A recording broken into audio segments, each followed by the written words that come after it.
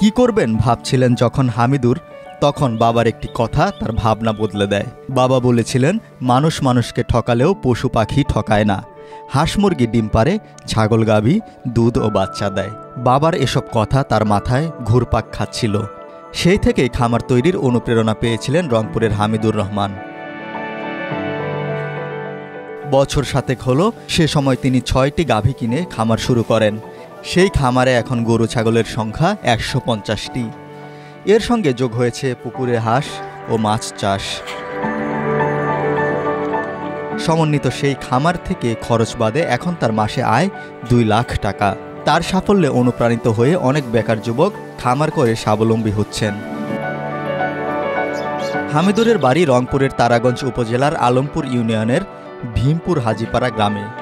বাড়ির পাশেই 2 একর জমিতে গড়ে তুলেছেন সমন্বিত খামার। খামারের নাম দিয়েছেন এনআর।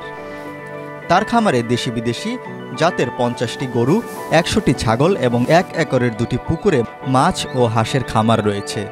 এসব দেখাশোনা করতে খামারে সারা বছর বেতনভুক্ত 4 জন শ্রমিক কাজ করেন। এই গরুর ফার্মে আমি সহ মোট 4 জন আছি।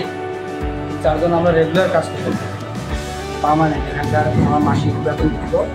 এবং আমাদের মতো এখানে আবার ওইদিকে ছাগলের আছে, ছাগলের ওখানে 2 জন আছে। আবার মাছের ওখানে লোক কাজ করে, জৈব সার তৈরি করতেছে।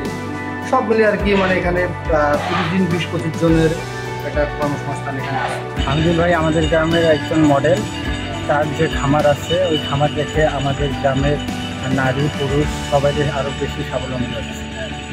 তাছাড়া সবাই মনে করেন যে অনেক ইনকাম করতেছে, বাসায় ছাগল গরু পুষতেছে।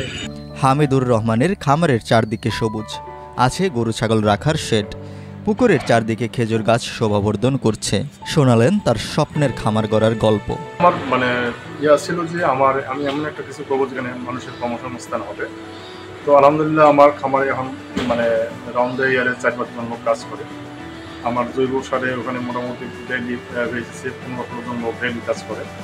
আমার ধানের ক্ষেত আছে, আমি রিসেন্টলি করলা ক্ষেত করছি, ওখানেও একটা ভালো রেজাল্ট পাচ্ছি। সব মিলিয়ে মোটামুটি একটা লোকের ইনভলভমেন্ট আমার এই ফার্মে যুক্ত। মোটামুটি 20-25 জন লোক প্রতিদিন এখানে কাজ করতেছে। আলহামদুলিল্লাহ আমি খুব স্যাটিসফাইড আর কি এই খামারে এসে।